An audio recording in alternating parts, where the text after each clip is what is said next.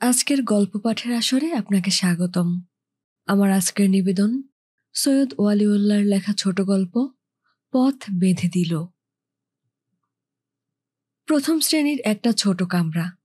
অস্পষ্ট কোলাহলে কামালের তন্দ্রা ছুটে গেল। চোখ বুজেই সে একটা দীর্ঘশ্বাস ত্যাগ করল, মাদকতাপূর্ণ দীর্ঘশ্বাস। অনুভব করল মাঝারি গোছের একটা নাম না জানা স্টেশনে ট্রেন দাঁড়িয়ে। ক্রমে কোলাহল ও ব্যস্ততার শব্দ ডুবে গেল রাত্রির সীমাহীন গভীর নীরবতার বুকে। যারা নামবে নেমে পড়ল, যারা উঠবে তারা উঠে পড়ল। কামাল কান পেতে আছে। সামনের কয়েকটা অনির্দিষ্ট মুহূর্তের যে কোনো একটা মুহূর্তে গার্ডের বাঁশি বেজে উঠবে।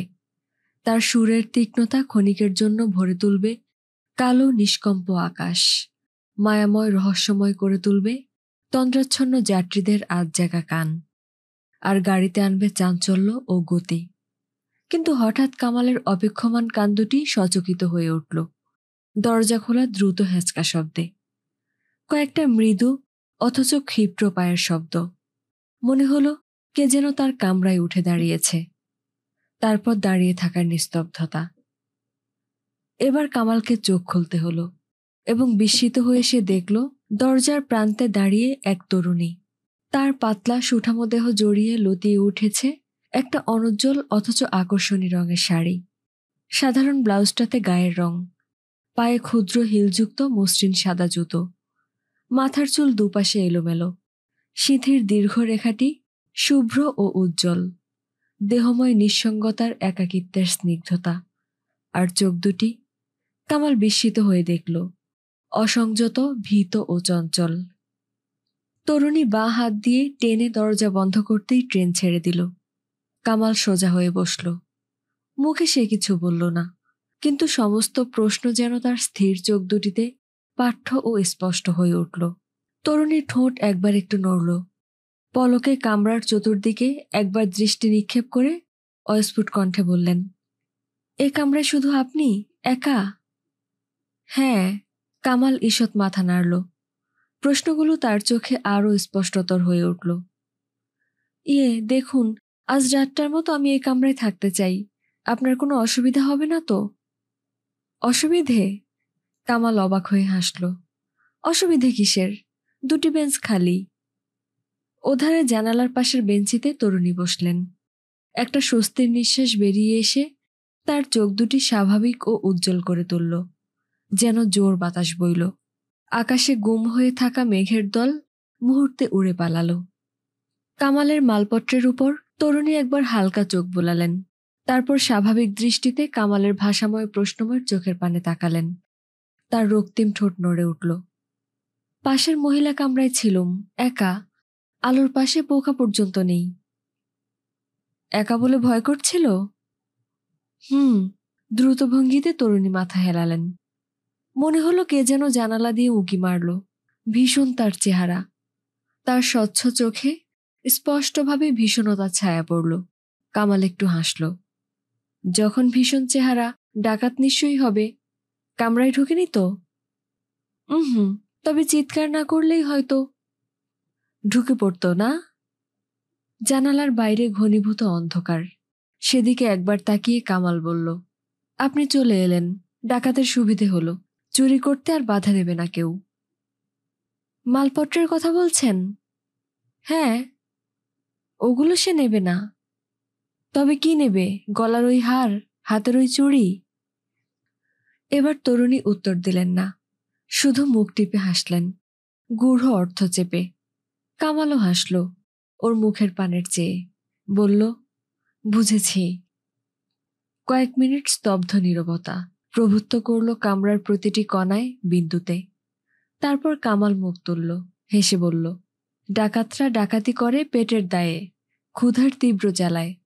আপনার নরম কোমল হাতের ওই সোনার চুড়িগুলি যদি আপনি হাত হতে খসে আসতো, তবে সে আপনার ওই হাত আর ধরত না। ওতে ওদের লোভ নেই। পেট যেখানে বড়, সেখানে ওসব প্রবৃত্তি আসে না। এ আপনার পক্ষপাতিত্ব হচ্ছে। মোটেই নয়। অর্থাৎ? যাকগে, ওসব অবান্তর কথা, সজোরে তরুণী বলে উঠলেন। কামাল হাসল। সেও জোর দিয়ে বলে উঠল, যাকগে। বান্তরী হোক আর অবান্তরী হোক, প্রসঙ্গটার মুখ বন্ধ করা হলো একটা বদ্ধমূল দম্ভের জোরে, যেটা নারী চরিত্রের বৈশিষ্ট্য।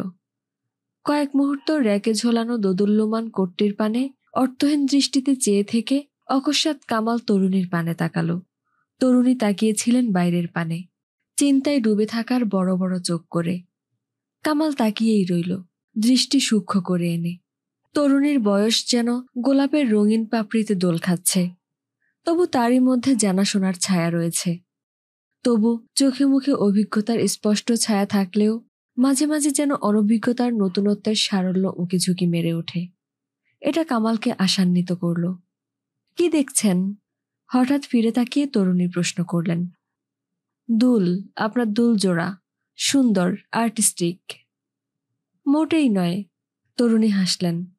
ভাবছেন দুল পরিহিতার কথা, ভাবছেন পথ বেঁধে দিল বন্ধনহীন গ্রন্থি। আমরা দুজন চলতি হাওয়ার পন্থী। না, ঠিক মেলে না, তবু। কিছুক্ষণ পর, একটা বালিশ দিন না, একটু কাত হই। নিশ্চয়ই। হালকা হলদে রঙের সিল্কের ওয়ারে আবৃত একটা কোমল বালিশ কামাল তাকে দিল, একটা চাদরও। বলল, একটা বালিশ দিলাম, দুটো দেবার মতো বদান্যতার দৌর্বল্য আমার নেই। আমি একটু স্বার্থপর কি না? সেই ভালো, সব দিয়ে দিলে ফিরে পাবার আর আশা থাকে না। একটু থেমে মাথা তুলে আবার বললেন, আলোটা নিভিয়ে দেবেন কি? চোখে বড় লাগছে। যদি ডাকাত আসে?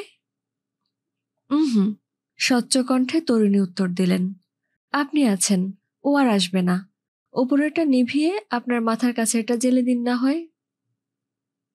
উঠে দাঁড়িয়ে কামাল বলল, আমাদের ছাড়া আপনারা এক পাও চলতে পারেন না, অথচ আমাদের বিরুদ্ধেই সংগ্রাম চালাবেন। আপনাদের এই ন্যাকামি অসহ্য।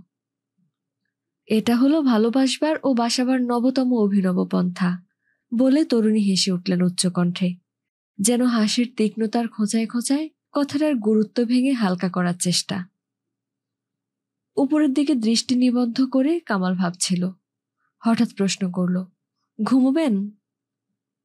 ঘুম? না, ট্রেনে আমার ঘুম হয় না।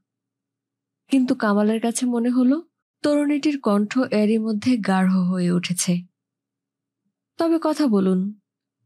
কথা? কি কথা? যা ইচ্ছে হয় আপনার, আবল তাবল বকলেও আপত্তি নেই।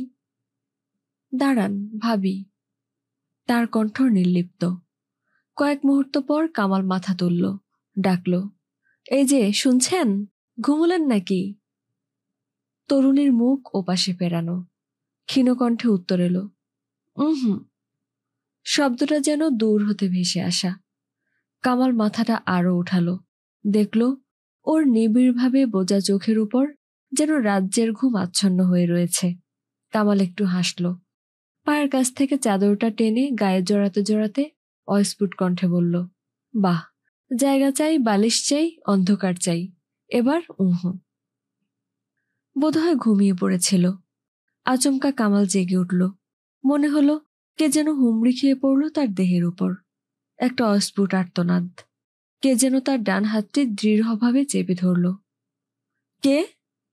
স্তব্ধ অন্ধকারে কামালের কণ্ঠ গর্জে উঠল। চারিদিক নিস্তব্ধ। কে? ও, আপনি? আবছা আলোয় কামাল চেয়ে দেখল তরুণীর চোখ দুটি ভীত, স্তব্ধ। ক্ষীণকণ্ঠে তিনি বললেন, ওই যে সেই আবার এসেছিল। প্ল্যাটফর্মের উজ্জ্বল আলোয় স্পষ্ট দেখতে পেলাম। কি ভীষণ চেহারা, উহ! কামাল অনুভব করল ট্রেন মন্থর গতিতে চলছে। জানালা দিয়ে মুখ বের করে দেখল একটি বড় রকমের স্টেশনের প্ল্যাটফর্মের সম্পূর্ণটা এখনো ট্রেন ছেড়ে আসেনি। অদূরে অসংখ্য আলোকমালা। ট্রেন এইমাত্র একটা স্টেশন ছেড়ে এলো। ট্রেন ছাড়তেই ফুটবোর্ডে, মা গো, বড় বড় চোখ দুটো যেন ধকধক করে জ্বলছিল। কামাল নিরুত্তরে তার দিকে তাকালো ভয়ার্ত কোমল সুন্দর মুখখানার দিকে। চেয়ে চেয়ে অন্তরটা একটা নিবিড় কারুণ্যে ছাপিয়ে উঠল। ম্লান আলোয় ওর শঙ্কিত ভীত মুখ চোখ চমৎকার দেখাচ্ছে। বিশৃঙ্খলভাবে এলিয়ে পড়া চুলগুলো, অসহায় অবস্থা। কামাল মনে মনে ভাবল, প্রেম জন্মাবার চরম মুহূর্ত। তার আরেকটি নরম হাত নিজের হাতের মুঠোয় বন্দি করে মৃদু কণ্ঠে বলল, ভয় নেই, আমি কাছে থাকতে ও কিছু করতে পারবে না। দেখেছেন এই বিশাল দেহ, সরল বাহু? দেখেছি। কতক্ষণ ব্যাপী নিস্পন্দ নীরবতা, এবং সে নীরবতায় তরুণী নিশ্চলভাবে পড়ে থেকে সম্পূর্ণ প্রকৃতিস্থ হলেন। চোখ মেলে সলজ্জ হাসি হেসে বললেন, উহ, কি ভয় না পেয়েছিলাম। কামাল ওর মুখের উপর ঝুঁকল, বলল, এখনো করছে? না। কামালের কাছে তার সলজ্জ নম্র হাসি মায়াময় ও মধুর লাগছে। খানিকক্ষণ সে নির্বাক থেকে মন্তব্য করল, দুটি বিশিষ্ট অবস্থায় আপনাদের ভারী সুন্দর দেখায়। অভিমানে চোখ ছলছল করলে আর লজ্জা মিশ্রিত হাসি হাসলে। ওই ভঙ্গিগুলোর স্বতন্ত্র সরল ছন্দ আছে, অবশ্য ভয় পেলেও চমৎকার দেখায়। তরুণীর চোখ দুটি লজ্জায় আরো জড়িয়ে এলো। মৃদু কণ্ঠে বললেন, হাত ছাড়ুন। ছাড়ব? তার ঘর্মাক্ত হাতটি মুক্তি পেল এবং তিনি ধীরে ধীরে উঠে মাঝের বেঞ্চিতে গিয়ে বসলেন। এখনো যেন লজ্জা তার সারা দেহ ঘিরে রয়েছে নিবিড়ভাবে। আবার ঘুমোবেন? পাগল! তরল কণ্ঠে তরুণী হেসে উঠলেন। কামালও হাসল। তারপর একটা বৃহৎ জনসংকুল স্টেশনে ট্রেন দাঁড়ালে কামাল উঠে দাঁড়িয়ে বলল, যাই, এক টিন সিগারেট কিনতে হবে। তরুণী সোজা হয়ে বসলেন। তার চোখ মুখ ভরে উঠল মধুর শঙ্কায়। বললেন, না না, আমাকে একলা ফেলে যাবেন না। কি হবে? কামাল হাসল, এত লোক। তবু না না। বেশ, সাথে আপনিও চলুন। এক টিন সিগারেট কেনা হলো। আরেক টিন চকোলেট। তরুণী খাবেন। তার চোখ দুটি আনন্দে ঝিকমিক করে উঠল। বললেন, চকোলেট খেতে আমি বড্ড ভালোবাসি। কিন্তু আপনার নাম তো জানা হলো না। একটা সিগারেট ধরিয়ে কামাল বলল। নাই বা জানলেন? চকোলেটের দেহ হতে রূপালী কাগজ খসাতে খসাতে তরুণী উত্তর করলেন, আপনারটাও থাক অজানা, নতুনত্ব তাতেই। পাটনায় নামবেন? আমিও। চকলেটটা মুখের গহ্বরে ছেড়ে দিয়ে বললেন, চকোলেটগুলোতে যেন রোমান্স আছে। সেইটা ঠিক বলতে পারি না, তবে আপনি যে চুষছেন, ওই চষার ভঙ্গিটা আমার কাছে রোমান্টিক লাগছে। আজ রাতটির কথা আমার চিরকাল মনে থাকবে। কামাল বলল, আমারও মনে থাকবে চকোলেটের কথা, আর সিগারেটের কথা আমার মনে থাকবে, আর ডাকাতটাও। ভদ্রভাবে এলে বকশিস দিতে রাজি আছি। আমি একটা চুড়ি খুলে দেব, ওতে সম্পূর্ণতার অঙ্গহানি হবে, আংটি দিলেই চলবে। খানিকক্ষণ পর, একটা সিগারেট দেব? কামাল শুধল, দিন, আর আপনি একটা চকোলেট নিন। এই বেঞ্চে এসে বসুন। বেশ। তরুণী শিথিল ভঙ্গিতে কামালের পাশে এসে বসলেন। দুলজোড়া দুলল, ঝিকমিক করল আলোয়। পথ বেঁধে দিল বন্ধনহীন গ্রন্থি। আমরা দুজন চলতি হাওয়ার পন্থী। তরুণী ও কামাল উচ্চকণ্ঠে হেসে উঠল। অকস্মাৎ তরুণী বললেন, উহ, বলে সজোরে ছুঁড়ে ফেলে দিলেন হাতের জ্বলন্ত সিগারেট। কি হলো? মাথা ঘুরছে। খুব ঘুরছে কি? শুয়ে পড়ুন। একটু থেমে কামাল আবার বলল, মাথা টিপে দেব? ধন্যবাদ, মাথা ধরেনি, ঘুরছে। ও, কিন্তু আমাকে ক্ষমা করবেন, সিগারেট আমিই দিয়েছি কি না? ক্ষমা করব না। দুর্ভাগ্য। একবার মুখ টিপে তরুণী হাসলেন। তারপর অনেকক্ষণ পড়ে রইলেন নিশ্চলভাবে, নির্মিলিত চোখে। বালিশ দেব? দিন। আস্তে তরুণীর মাথাটা তুলে ধরে কামাল বালিশটা গুঁজে দিল তার ঘাড়ের তলায়, এবং সেই ফাঁকে একবার হাতটা বুলিয়ে দিল সতর্কভাবে তার চুলের উপর। সকাল হলে ও কামরায় চলে যাব। খানিকক্ষণ পর তরুণী নিস্তব্ধতা ভঙ্গ করলেন। কামাল নীরব। তরুণী আস্তে আস্তে তার কোমল হাতটি কামালের হাতের উপর রাখলেন। আপনার কথা আমার মনে থাকবে। কিন্তু এবারও কামাল নির্বাক। বাইরের ছুটন্ত ঘনীভূত অন্ধকারের পানে চেয়ে কি যেন ও ভাবছে। কখন যে তাদের ট্রেনটি একটা স্টেশনে এসে দাঁড়ালো তারা জানতে পারল না। যখন দরজায় মৃদু শব্দ করে কালো মতো মোটা দীর্ঘদেহী এক প্রৌঢ় ভদ্রলোক তাদের কামরায় এসে উঠলেন। তারা দুজনে এই আকস্মিক আগমনে সন্ত্রস্ত হয়ে উঠল। রাঙা মুখে তরুণীটি উঠে বসলেন, আর কামাল মুখ ফিরিয়ে ওপাশের দেয়ালে দৃষ্টি নিক্ষেপ করল। লোকটি অবস্থাটা লক্ষ্য করে ভারী মোটা গলায় হেসে উঠে ইংরেজিতে বললেন, অত্যন্ত দুঃখিত, আপনাদের কাছে আমি ক্ষমা চাইছি। ওধারে বসে একটা মৌলম্যান চুরুট ধরিয়ে তিনি আবার হাসলেন। অতি মোটা গম্ভীর কণ্ঠে প্রশ্ন করলেন, খুব বেশি দূরে যাচ্ছেন কি? আমরা পাটনায় যাচ্ছি। লোকটি আলাপি, তীব্রগন্ধি কড়া চুরুটের নীলাভ ধোঁয়া ছাড়তে ছাড়তে কামালের সঙ্গে শীঘ্রই নিবিড় আলাপ জমিয়ে তুললেন এবং অবলীলাক্রমে নিজের জীবনের অভিজ্ঞতা, ঘাত প্রতিঘাত ইত্যাদি বলে যেতে লাগলেন। তারপর তাদের দুজনার মধ্যে পরিচয় বিনিময় হল। ভদ্রলোকটি পাঞ্জাবি, খ্রিস্টান, নাম মিস্টার স্যামুয়েল, দেশে তার বড় কাঠের ব্যবসা। ওদিকে কামালের নিকট হতে একটু দূরে সরে বসে বাইরের পানে চেয়ে নীরবে তরুণীটি বসেছিলেন। তার সে লজ্জা কাটেনি এখনো, বসার ভঙ্গিতে লজ্জার জরিমা। মিস্টার স্যামুয়েল এবার তা লক্ষ্য করে সরল উদাত্ত কণ্ঠে হেসে উঠলেন, বললেন, মিসেস চৌধুরী, আপনাকে দেখে আমার আশঙ্কা হচ্ছে এখনো আপনি আমাকে ক্ষমা করেননি। ভদ্রলোকটির এই অপ্রত্যাশিত সম্বোধনে কামাল ও তরুণীটি চমকে উঠলেন। কামাল কিছু বলবার চেষ্টা করল বটে, কিন্তু তার মুখে কথা ফুটল না। যুক্তিসঙ্গত কোনো কথা খুঁজে পেলেই না বলবে। আর তরুণীর কান দুটো লাল হয়ে উঠল এক নিমেষে। তিনি লাজরক্তিম মুখটি ফিরিয়ে নম্রকণ্ঠে হেসে বললেন, না না, কি বলছেন? আপনার কথাই আমি একমনে শুনছি। ভারী মিষ্টভাষী আপনি। কিন্তু অন্যদিকে অমনি করে মুখ ফিরিয়ে থাকলে বক্তা যে উৎসাহ পায় না মিসেস চৌধুরী। এবার শুষ্ক মুখে কিছু নীরস হাসি হেসে আর চোখে তরুণীর পানে চেয়ে কামাল বলল, লজ্জার বিষয়ে আমার স্ত্রী একটু মধ্যযুগীয়। উঁচু ভারী গলায় প্রচুর হেসে পরের স্টেশনেই মিস্টার স্যামুয়েল নেমে গেলেন। দরজার প্রান্ত হতে খট করে একটা শব্দ হতেই আর চোখে কামালের পানে চেয়ে লজ্জিত মুখে তরুণী শুধু বললেন, ছি। ছি কেন? ক্ষণকাল নির্বাক থেকে আবার বলল কামাল, কিন্তু অভিনয়টি এত উত্তম যে বাস্তবে পরিণত করতে ইচ্ছে করছে। মিস রাহেলা বেগম।